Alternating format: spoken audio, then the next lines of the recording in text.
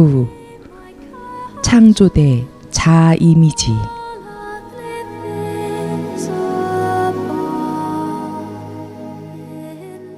모든 사고 체계에는 반드시 출발점이 있다. 각 사고 체계는 만듦 아니면 창조로 시작하는데 이 둘의 차이에 대해서는 이미 논했다. 이 둘은 토대가 되는 힘이라는 면에서는 서로 닮았지만 그 위에 무엇이 얹혀 있느냐에 따라 차이가 난다. 둘 다 사람이 살아가는 믿음 체계의 초석이다. 거짓말 위에 서 있는 사고 체계가 약하다고 생각하면 잘못이다. 하느님의 아이가 만든 것 중에 힘이 없는 것은 아무것도 없다. 이것을 깨닫는 것은 매우 중요하다. 그렇지 않으면 너희는 이 수업을 하는데 왜 그렇게 큰 어려움을 겪는지 이해할 수 없으며 너희 스스로 만든 감옥에서 빠져나올 수 없기 때문이다. 너희 마음들의 힘을 감소시킴으로써 권위 문제를 해결할 수는 없다. 그렇게 하는 것은 너 자신을 속이는 것이며 이것은 너에게 상처를 줄 것이다. 왜냐하면 너는 마음의 힘을 정녕 알고 있기 때문이다. 그대는 또한 그대가 하느님을 약화시킬 수 없듯이 그대의 마음 역시 약화시킬 수 없음을 안다. 악마는 극도로 강력하고 활동적이라고 생각되기에 두려움을 일으키는 개념이다. 악마는 하느님과 전쟁을 하면서 그분이 창조하신 영혼들의 소유권을 놓고 하느님과 다투는 힘이라고 지각된다. 악마는 거짓말로 속이며 모든 면에서 하느님과 정반대인 나라를 세운다. 그렇지만 악마는 사람들에게 혐오감을 주기는커녕 오히려 그들의 마음을 끌어당긴다. 사람들은 악마가 주는 선물이 아무런 실제적 가치도 없음을 인식하면서도 그것을 얻기 위해 자신의 영혼들을 팔아넘길 마음이 있는 것처럼 보인다.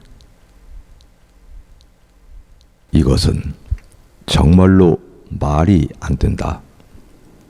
사실 이런 현상의 전모는 사람이 스스로 자기 파괴적임을 알고 있는 방식으로 행동하고 있음에도 불구하고 그것을 교정하려고 선택하지 않음으로써 그 원인이 자기 통제 밖에 있다고 지각하는 것이다. 우리는 앞에서 타락, 즉 분리에 대해 논의했지만 그 의미를 상징 없이 명확하게 이해해야 한다. 분리는 상징적인 것이 아니다. 분리는 영혼 안에서는 그렇지 않지만 시간 안에서는 아주 생생한 실제 한 등급 혹은 일종의 사고체계이다. 모든 믿음은 그것을 믿는 자에게 실제적이다. 사람의 상징적인 동산에서 오직 한 나무의 열매만이 그에게 금지되었다.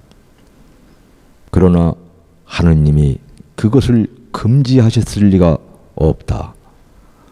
금지하셨다면 그것은 따먹힐 수 없었을 것이다. 당연히 당신의 아이들을 아시는 하느님이 아이들이 스스로를 파괴할 수 있는 상황에 두셨을까? 금지된 나무는 지식의 나무라고 불린다. 그러나 하느님은 알을 창조하셔서 당신이 창조하신 자들에게 거저 주셨다. 이 상징에 대한 많은 해석이 있어 왔지만 하느님 또는 그분이 창조하신 자들이 스스로의 목적을 파괴할 수 있다고 보는 어떤 해석도 잘못된 것임을 확신해도 좋다. 지식의 나무 열매를 먹는 것은 자아 안에 자기를 창조하는 능력을 포함시킨다는 상징적인 표현이다. 오직 이런 의미에서만 하느님과 그분의 영혼들은 공동 창조자가 아니다. 영혼들이 자기 창조를 한다는 믿음은 자아 개념 안에 내포되어 있다. 이제 그 약함 때문에 받아들일 만하게 된 이 자아 개념은 자신의 이미지를 창조하려는 자아의 성향이라고 설명된다. 흔히 자아의 두려움의 측면은 아버지 같은 인물의 보복에 대한 두려움 때문이라고 말한다. 이것은 너무나도 이상한 아이디어인데 사실 아무도 그 용어를 육체적인 아버지를 가리키는데 사용하지 않기 때문이다. 그것은 자아의 이미지에 관련된 아버지의 이미지를 가리킬 뿐이다. 이미지들은 지각의 대상이지 앓의 대상이 아니다. 앓은 속일 수 없으나 지각은 속일 수 있다. 사람은 자기를 창조한다고 스스로를 지각할 수 있지만 단지 그렇게 믿을 수 있을 뿐이며 그것을 진리로 만들 수는 없다. 전에 말했듯이 그대가 마침내 바르게 지각하게 되면 그대 자신을 창조할 수 없다는 사실에 오직 기뻐할 수밖에 없을 것이다. 그러나 그때까지는 그대가 그렇게 할 수 있다는 믿음이 그대의 사고체계의 핵심적인 주춧돌이며 그대의 모든 방어 기제들은 그 믿음을 빛에 드러낼 수 있는 아이디어들을 공격하는 데 사용된다.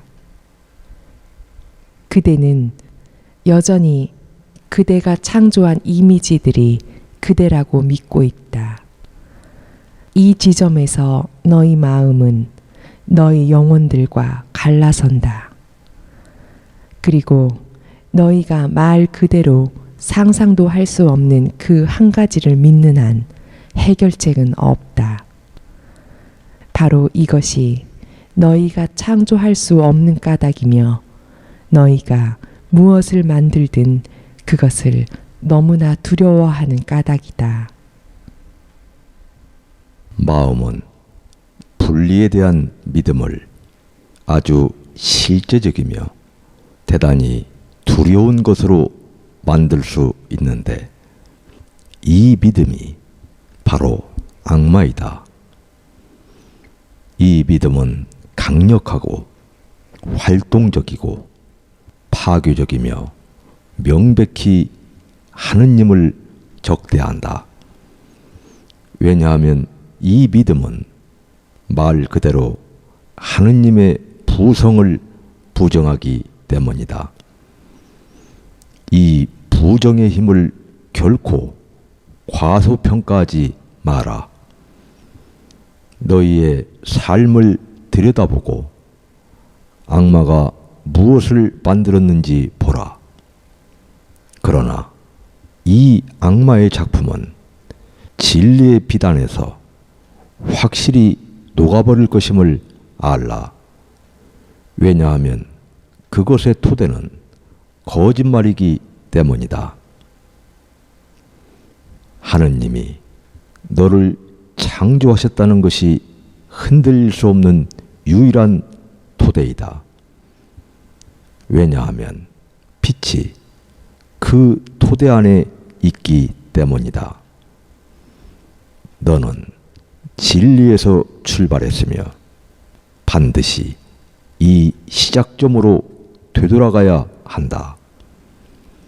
그 이후로 많은 것이 지각되었지만 다른 어떤 것도 일어나지 않았다. 이것이 바로 비록 너희의 마음들은 갈등 속에 있을지라도 너희의 영혼들은 여전히 평화롭게 있는 까닭이다.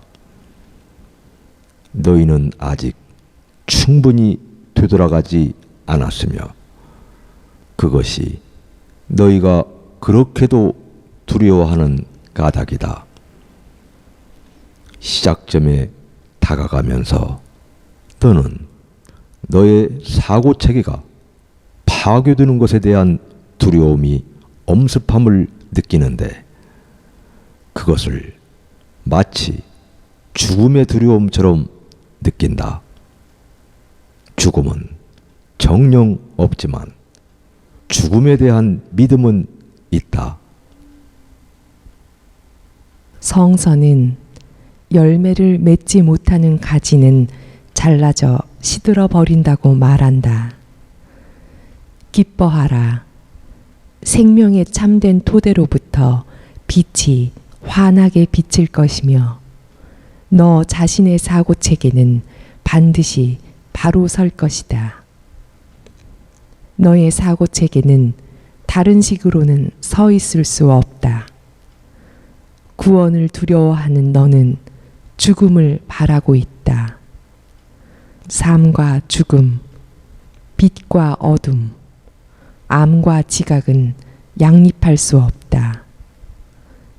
이것들이 양립할 수 있다고 믿는다면 하느님과 사람이 양립할 수 없다고 믿는 것이다. 오직 삶의 단일성만이 갈등이 없다. 너의 왕국은 이 세상 너머로부터 너에게 주어졌기에 이 세상의 것이 아니다. 오직 이 세상 안에서만 권위의 문제라는 아이디어가 의미가 있다. 죽어서 이 세상을 떠나는 것이 아니라 진리를 통해 이 세상을 떠난다. 진리는 모든 이에게 알려질 수 있다. 천국은 그들을 위해 창조되었으며 그들을 기다리고 있다.